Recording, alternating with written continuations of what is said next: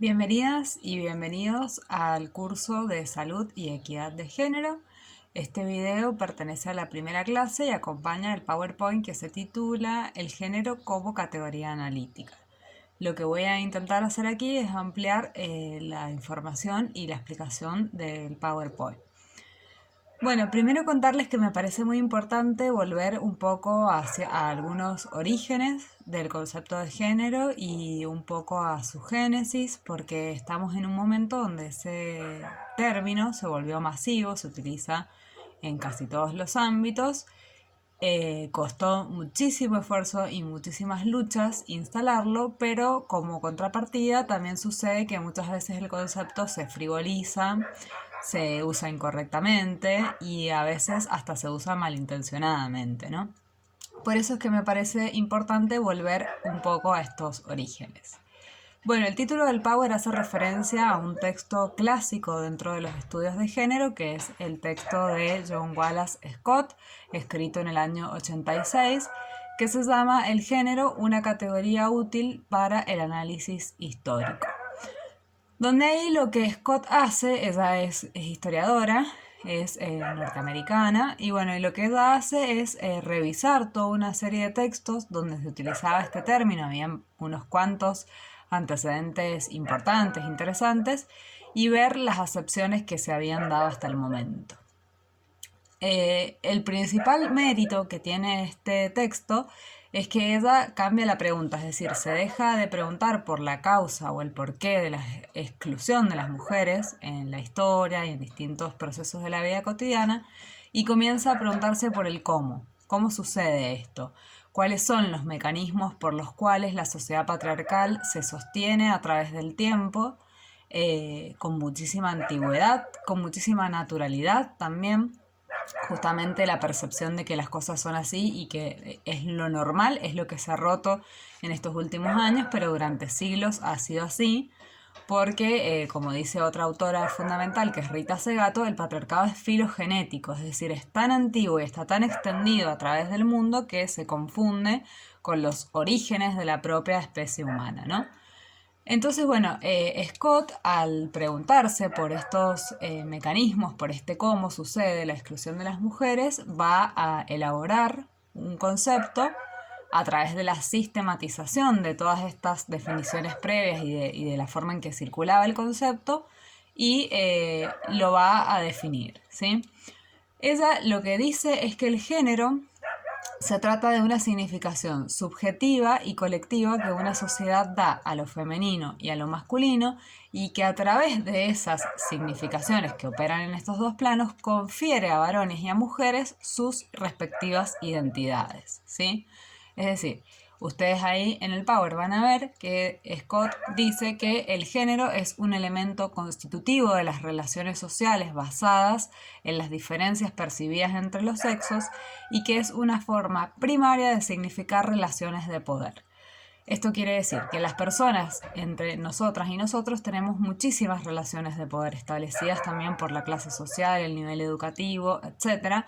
Pero una de las formas primarias mediante las cuales construimos poder es el género al que pertenecemos, ¿sí? Y además todas las culturas se han preguntado a lo largo de la historia por la significación de la diferencia sexual, ¿sí? Y se han dado diferentes respuestas, pero todas las culturas han construido simbologías en relación a eso, ¿sí? Para decirlo de otra manera, las relaciones entre varones y mujeres que están basadas en una jerarquía provienen de representaciones simbólicas sobre la diferencia sexual, ¿sí? Y esas representaciones se inscriben en los procesos más micro, más cotidianos, más comunes, más invisibles, más naturalizados, y también se inscriben en todos los macro procesos sociales, es decir, en la esfera política, económica, sanitaria, etcétera, ¿no? Porque eso es lo que se logra a través de la historicidad. Es decir, que un logro central de este texto de John Wallace Scott es traer la categoría de género al nivel simbólico cultural y decir que es una categoría para el análisis histórico, es decir, analizamos la sociedad a través de esta categoría, ¿sí? Bueno, esto también tiene posicionamientos muy claros y profundos en relación al lenguaje y a que existimos a través de los discursos, ¿no? No tenemos otras formas de existencia, por esta razón es tan importante nombrarnos y nombrar a otros, otras y otres. Y lo que ella dice también como un aspecto central en relación al género es que, digamos, la vida social de los seres sexuados adquiere el potencial para transformar relaciones de poder, ¿sí? Esto es bien importante, porque de otra manera, si el patriarcado es filogenético, si construimos símbolos que otorgan identidades, entonces sería una escena estática, ¿no? Sería una especie de escenario donde varones y mujeres interpretamos roles respecto de lo que se espera de nosotras, de cómo deberíamos ser, de cómo deberíamos comportarnos, sin posibilidades de transformación. Para ella, la capacidad que las sujetas históricas, en este caso el colectivo de mujeres, tiene de trastocar, de subvertir esas relaciones de poder, es clave, ¿no? Por lo tanto, el concepto de género confiere tanto a los aspectos individuales como a la organización social. Y ahí es que ella dice que tiene 4 dimensiones o 4 elementos, ¿sí? En el primer elemento constitutivo, vamos a encontrar a los símbolos culturales que integran representaciones múltiples y muchas veces contradictorias sobre lo femenino y lo masculino.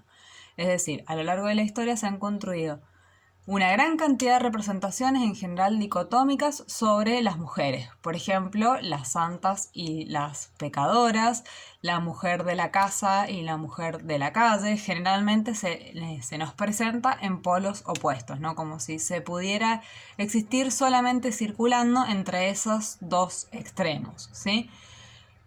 Sobre los varones las significaciones tienden a ser más estáticas en los últimos años porque las mujeres hemos transformado enormemente esos símbolos culturales, ¿no? Pero en todas las culturas hay representaciones de ese tipo, ¿sí? En el segundo elemento constitutivo tenemos a los conceptos normativos, que ella dice, limitan y contienen las posibilidades metafóricas de interpretación de esos símbolos, ¿sí? Es decir, esos símbolos que se construyen culturalmente no se interpretan libremente, ¿no? Se construyen doctrinas, principalmente religiosas, normativas, legales, políticas, educativas, sanitarias, que restringen esas interpretaciones, ¿no? Tenemos, por ejemplo, podemos pensar en los sesgos sexistas que tiene el Código Penal o el Código Civil, al cual le hemos hecho muchísimas transformaciones estos últimos años en Argentina, pero podemos pensar también en manuales de diagnóstico de patologías mentales, donde se conceptualizaba a la homosexualidad como una enfermedad hasta los años 70, donde hasta el año 2012 existía la disforia de género. Digamos, todo ese tipo de normas, de cánones, lo que hacen es dirigir las interpretaciones hacia determinados sentidos, que en general han sido favorables a la estructura patriarcal, ¿sí? Son pocas las normas que no van en ese sentido y obviamente son muy recientes. En el caso de Argentina podemos pensar en la ley de identidad de género o en el matrimonio igualitario o en la ley de protección integral a las mujeres que han intentado hacer agujeros, por así decirle, a esas normas patriarcales mediante las cuales hemos interpretado los símbolos y mitos, ¿sí? En el tercer elemento tenemos las instituciones sociales. Cuando hablamos de instituciones, primero hay que pensar en la institución que es, como siempre se dice, la célula de la sociedad, que es la familia, que es el espacio donde aprendemos a ser varones y a ser mujeres, el principal espacio, ¿no? Es el espacio donde se desarrolla lo que llamamos la socialización de género, donde aprendemos a través de un sistema de sanciones principalmente qué es lo que se nos está permitido y qué es lo que no.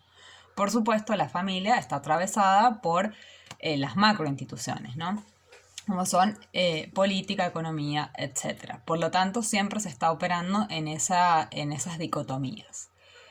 Y en el cuarto elemento constitutivo tenemos a la identidad subjetiva, que es para mí una de las dimensiones más interesantes y más difíciles de explicar, porque un poco lo que nos está diciendo es que estos otros elementos que operan simultáneamente impactan en nuestra identidad, en lo que somos, ¿sí? y por supuesto en lo que hacemos. Entonces, acá, digamos, tomando a otra autora para esta explicación, que es Ana María Fernández, ella dice: la desigualdad se ancla en nuestro cuerpo. Las mujeres aprendemos e incorporamos fragilidades. ¿Porque somos naturalmente frágiles? No, por supuesto que no. Sino porque vivimos en una sociedad que nos fragiliza. Ana María Fernández utiliza esta palabra.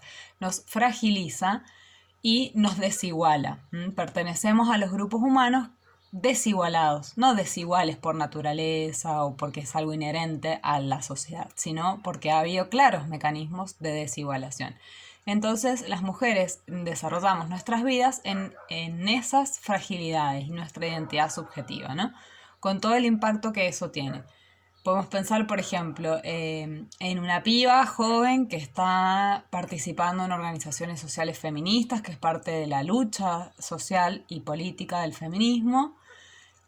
Y eso no quiere decir que no esté atravesada por todos los mandatos sociales, culturales, patriarcales. Eso no quiere decir que en sus prácticas no esté presente el machismo, que no pueda ser víctima o atravesar una situación de violencia sexual, por ejemplo, ¿no?